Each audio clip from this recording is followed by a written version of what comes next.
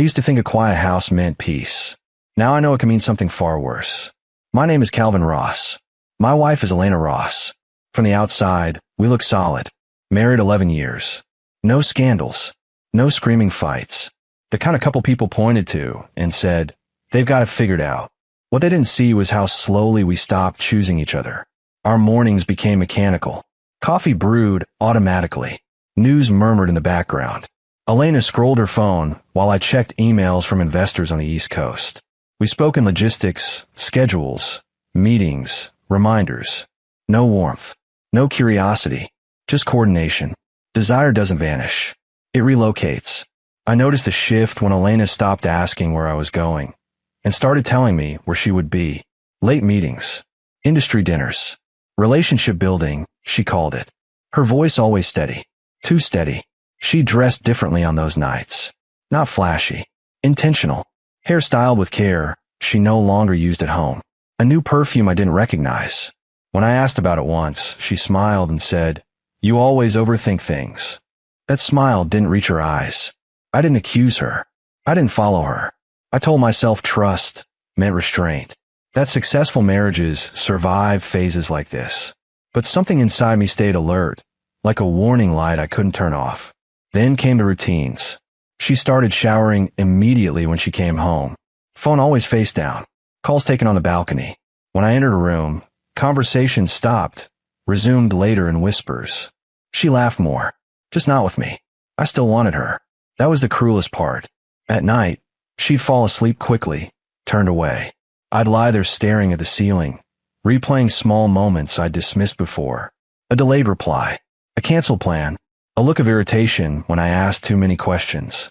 One evening, while reviewing documents in my home office, my phone buzzed with a message from an unknown number.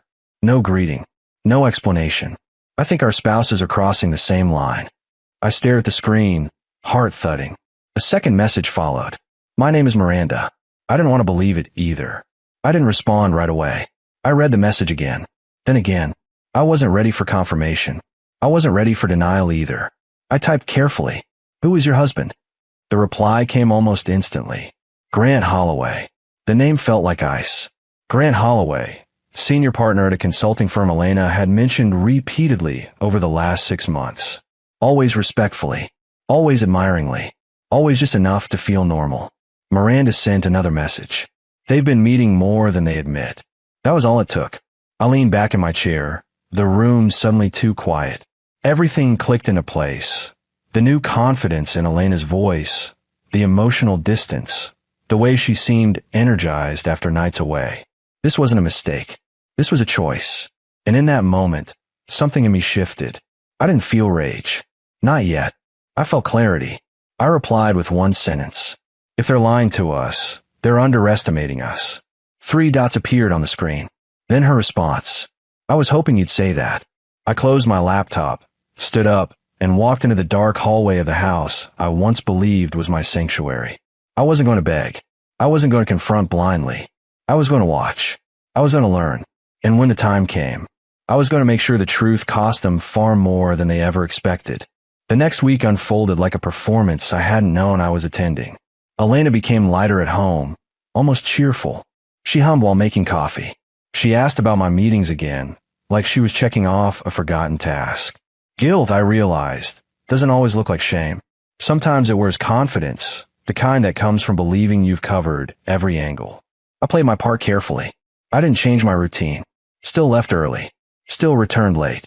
Still nodded when she mentioned work obligations that required dinners and drinks. If she was mapping a double life, I let her believe the terrain was clear. Miranda and I started talking in fragments at first. Short messages, screenshots of calendar overlaps, neutral observations. We didn't vent. We didn't dramatize. We gathered facts like professionals who understood the value of timing. Grant Holloway was predictable. That was his mistake. He followed patterns. Same gym on Tuesdays, same wine bar after client dinners, same excuses delivered with rehearsed confidence. Elena mirrored him without realizing it. They synced their lives so precisely it created a trail neither of them noticed. One afternoon, Elena mentioned a strategy dinner scheduled for Thursday. Her voice was casual, but her eyes watched my reaction closely. I simply nodded, asked if she'd be late, and returned to my emails. That night, Miranda sent me a message. Thursday. Same place as last time. I didn't ask where. I already knew. The truth didn't hurt the way I expected. It settled. Heavy, undeniable, final. What hurt was remembering how easily Elena used to smile with me. How trust had been replaced by convenience. Thursday arrived with rain. Elena dressed with deliberate care. Dark jacket. Soft makeup.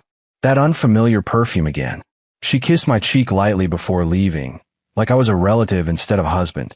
As soon as the door closed, my phone buzzed. I'm already there, Miranda wrote. Different entrance. I changed clothes, slower than necessary. I wasn't angry anymore. I was focused. The kind of calm scares people when they sense it too late. The restaurant was low lit, designed for privacy. Conversations blurred into soft murmurs. I took the seat I'd reserved earlier that day. Far enough to observe, close enough to read expressions. They arrived together. Not touching, not overt, perfectly controlled. Grant pulled out Elena's chair. She smiled. Not wide, not dramatic, but with a familiarity that felt intimate. They leaned toward each other when they spoke. Hands rested on the table longer than required. They didn't notice Miranda at first. She sat 2 tables away, posture steady, eyes sharp. When Grant finally looked up and recognized her, his face drained of color. Elena followed his gaze. Confusion, recognition, panic. I didn't move. I watched Elena's composure crack, just slightly. A pause. A forced smile. Grant leaned in, whispering urgently. Whatever illusion they'd built collapsed in that instant. Miranda stood. Her voice was calm, controlled, impossible to ignore. Enjoying your dinner? She asked. Nearby conversation slowed. Waiters hesitated. Grant stammered something. Business, misunderstanding, coincidence. Elena remained silent, eyes darting around the room until they landed on me. Recognition hit her like a blow. I met her gaze without expression. No anger. No pleading. Just clarity. Miranda didn't raise her voice. She didn't insult anyone. She simply placed a small envelope on the table and said, "These are the messages you forgot to delete." Grant reached for it. His hand shook. Elena stood abruptly, chair scraping against the floor. She looked at me, searching for something, an explanation, a reaction, forgiveness. I stayed seated. "You said this was just work," she whispered. "So did you," Miranda replied before I could speak. The manager approached, concerned. Miranda thanked him politely and said everything was under control. And it was. Elena left without another word. Grant followed, humiliated, exposed. The room slowly returned to its low murmur, like nothing had happened. Miranda sat back down across from me. "I don't want revenge," she said quietly. "I want honesty." I nodded. "I want accountability," I replied. And closure. That night, Elena didn't come home. I didn't call her. Because I already knew this wasn't the end. It was the beginning of something far more precise and far more devastating. Elena came home just before dawn. I heard the door before I saw her. The quiet click of the lock. The careful steps, as if moving slowly might erase what had already happened.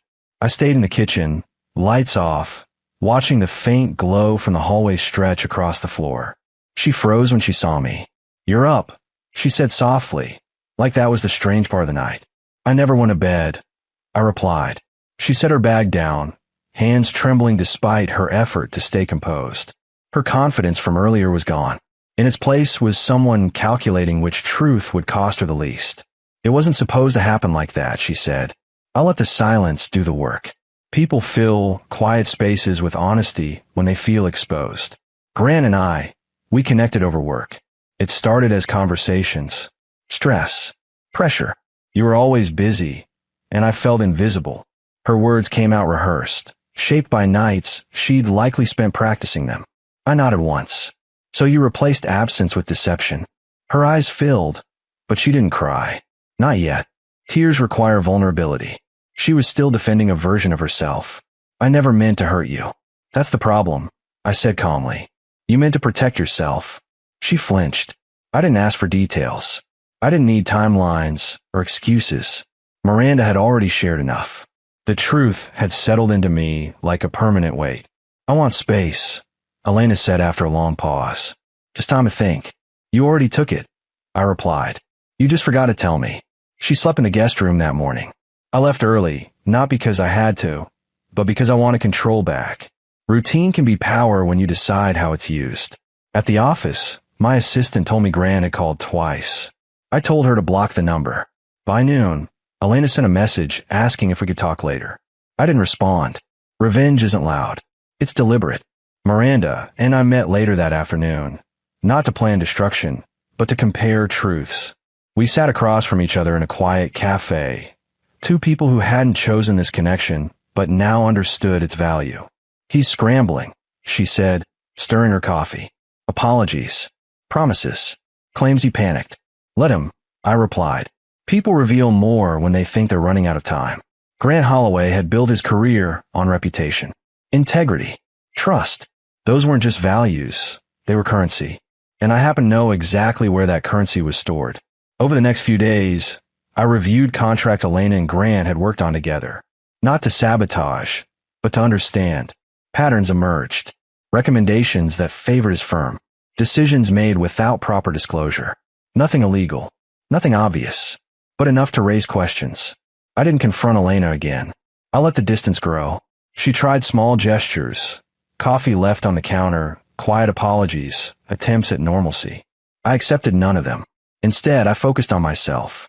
I returned to the gym, reconnected with old colleagues, took meetings I'd postponed for months. I remembered who I was before I started shrinking to maintain peace.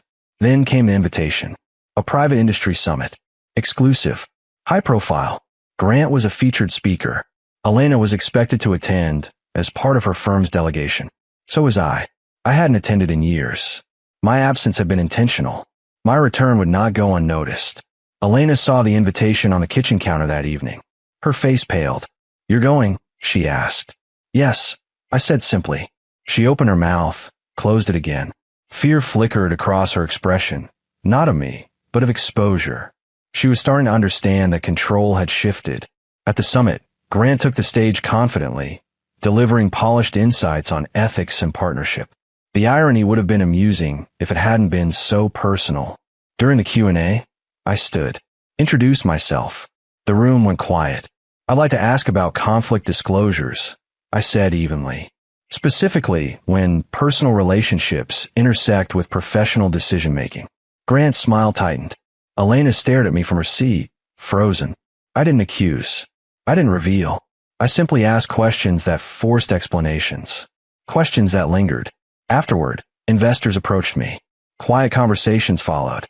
Doubts planted carefully, responsibly. Grant's reputation didn't collapse. It fractured, and fracture spread. That night, Elena confronted me. You planned this, she said, voice shaking. You're punishing me. No, I replied. I'm stepping out of the shadow you put me in. She cried then. Real tears.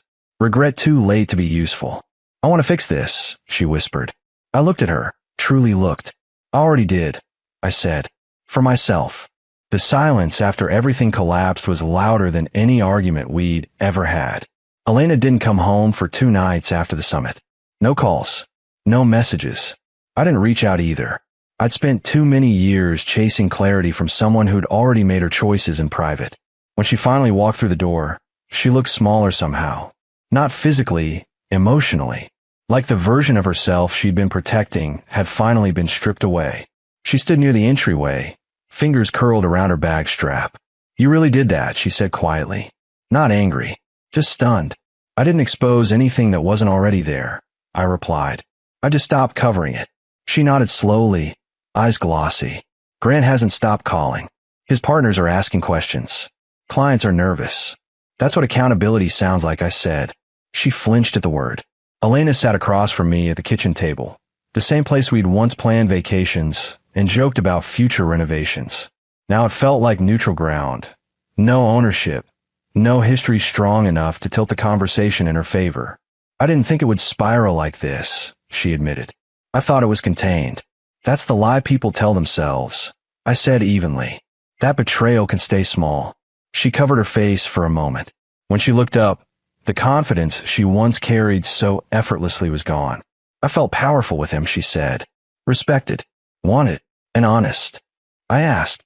She didn't answer. That was enough. Over the next week, Elena tried everything except the one thing that might have mattered earlier: truth without conditions. She apologized. She explained. She reframed. She even blamed the marriage, carefully, delicately, as if responsibility could be shared if she balanced it just right. But I wasn't negotiating anymore. One evening, she asked, "Is there anything I can do to fix this?" I thought about it. Truly. Then I said, "You already fixed what mattered. You showed me who you become when no one's watching." Her breath caught. "So that's it. That's clarity," I replied. "Not punishment." The next domino fell quietly. Elena's firm placed her on extended review. Officially, it was about judgment and optics. Unofficially, she'd become a liability. Trust doesn't shatter loudly in professional circles. It erodes until doors stop opening. Grant's fall was more visible. Speaking invitations were quietly withdrawn. Deals stalled. His name stopped circulating the way it used to. Not blacklisted, just no longer preferred. Reputation is a fragile thing when it's built on perception instead of principle. Miranda filed for separation without spectacle. We met once more, weeks later, at a park near the river. No tension, no bitterness, just two people closing a door together. "I used to think revenge meant watching him suffer," she said. "Turns out peace feels better." I nodded. "Because peace doesn't ask for your energy." She smiled faintly. "You're going to be fine. So are you." That was the last time we spoke. Elena packed her things slowly, like delaying the inevitable might soften it. When she zipped the suitcase, she hesitated by the door. "I don't recognize my life anymore," she said. "That's because you build it on borrowed honesty," I replied, not cruelly, just honestly. She looked at me then, really looked like she was seeing me for the first time in years. "You didn't yell," she said. "You didn't beg. You didn't even fight." "I did fight," I said, "just not the way you expected." She nodded once, tears finally spilling. "I'm sorry. I believe you," I replied. "It just doesn't change anything." The door closed behind her. This time I felt it. Not grief, release. In the months that followed, my life expanded in ways I hadn't allowed before. I took risks again, said yes to opportunities without asking permission from a marriage that had already abandoned me. I rebuilt routines that belonged to me. Morning runs, quiet dinners, conversations that didn't feel like negotiations. The absence of constant doubt was its own reward.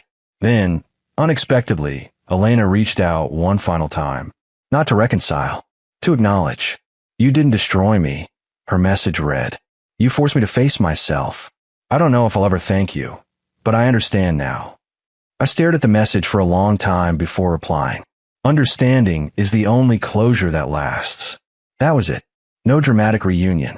No courtroom showdown. No raised voices. Just consequences delivered with precision. Months later, I passed Grant at another industry event. He looked older, more cautious. When our eyes met, he nodded, small, respectful, resigned. I returned the nod and walked away. I didn't need him to fall further. I had already risen.